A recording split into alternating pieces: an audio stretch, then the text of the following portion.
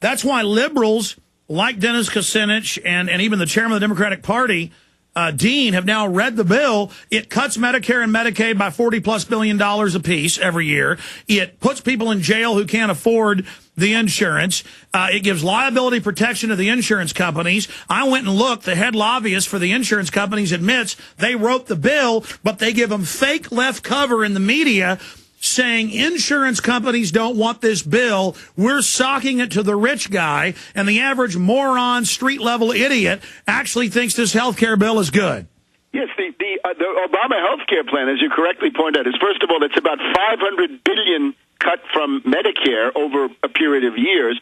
And the idea with that health bill is that you are forced to buy insurance from a private, for-profit, deregulated company which has golden parachutes, which has lobbying budgets, which has 30 or 40% administrative overhead. Advertising. And the goal of that is that those companies, in their own way, are just as bankrupt as AIG. They're insurance companies, too. What did they do? They issued derivatives. You can look at Metropolitan Life Insurance Company, but also then look at Cigna, look at United Healthcare, look at all of those, and you'll see that they're all in the same boat. It's just that in this case, instead of doing it through the Federal Reserve, the Treasury, and the FDIC, they want to do it through you, that every person in the United States is required to buy a product from these companies. Now, and that's why their stock is all shot up, Webster.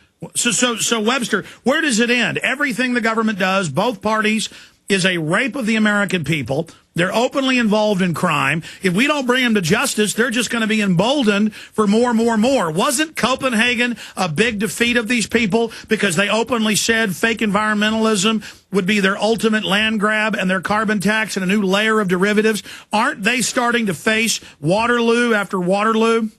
Yes, again, I think part of that is international. My analysis of Copenhagen was it was the Russians who leaked those emails about the East Anglia Climate Research Unit, blew the lid off that, and then it was the Chinese and their African allies led by Sudan who actually blocked the thing inside the conference. But now, let's see what the American people can do.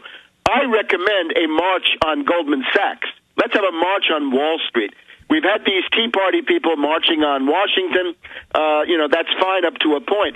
But rather than going for the Cape, let's go for the Matador. And the Matador is in Wall Street. The power decisions in this case are all made by Wall Street, and then that is transmitted to the government. That's my analogy. We have Tim Geithner is known to have a cell phone, and he's got his speed dialing set up for 2 or 3 institutions, for Goldman Sachs, for Citibank, and J.P. Morgan Chase. So he wants to call Jamie Dimon at J.P. Morgan Chase. He wants to call Lloyd Blankfein at Goldman Sachs, and then Pandit the Bandit, Vikram Pandit at Citibank. Those 3, that's the state-sponsored compulsory cartel that features in the new Mussolini fascist corporate state. But again, it's that those companies own the government. They have taken over the U.S. Treasury in the person of Tiny Tim Geithner. Now, I think there's a big groundswell on this. The New York Post headline of today, "Time for Tim to go." This is a neocon newspaper, right? New York Post. There had been already rumors last week when Chris Dodd quit the Senate. The word was already then, when knowing that Geithner was in trouble, that Dodd would replace Geithner. Of course, that's not enough. That would not be, that's just one Wall Street stooge replacing another. If you look at the Wall Street Journal of this morning, which I have in front of me, here's what they're going with. It's a deception strategy. The headline in the Wall Street Journal is, "Banks brace for bonus fury," and they have a picture of Lloyd Blankfein of Goldman Sachs and how the public hates the bonuses, but the Goldman Sachs employees say that the bonuses are not enough and they're not given in cash. Yeah, that's not what it's about. It's about the crime that was committed. Yeah, the bonuses, of course, are outrageous, and everybody can see that. But they amount to, $1 billion or $2 billion at the most, whereas we're talking about $700 billion just in the scandal that's at the center of this, $220 billion, as you say, around that, and then it gets up to the $27 trillion. And then Obama will love that. He will use that to control the wages of people across the United States, but not of the banks. Yes, so I think what we need, my recommendation is, frankly, class consciousness. In other words, we have the people then we have the bankers. The people are one thing. The people, basically the middle class and people who'd like to be part of it. The bankers are a finance oligarchy. They're globalized elitists. They have no country. They go from Barclays to Deutsche Bank to UBS in Switzerland. They don't care about this stuff.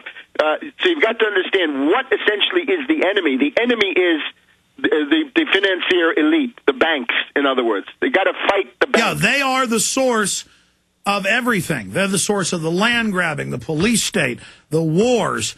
We're going to come back in two segments, this segment and one other. Then we have another guest joining us, Wayne Madsen, with some big breaking news, and take phone calls from Dave, John, Joe, Sector, Mark, and others. But Webster, so much is going on. But clearly, people are finally realizing the real economy's falling apart. This song and dance about the economy being better is a fraud. And the people are waking up to the criminality. But we can't just let them scapegoat Geithner. We've got to go after the whole system, have the Congress audit, abolish the Fed, have the Congress under the Constitution in its role, take over the issuance of currency and credit, turn it loose as an engine of production and power for this society. And if we educate people about the bankers and the scams they engage in and put the controls in there to stop this, we can see a new golden age. If we don't, the globalists have deindustrialized us. They've moved everything to China. They're in the final phases of their operation. It's getting painful, so people are finally paying attention to who the real enemy is. Either these scam artist bankers go down or we go down. It's us or them, and that's what Fall of the Republic and Obama deception expose. That's why it's important all of you get it on DVD at Infowars.com and give it to everyone you know. People are ready to be woken up.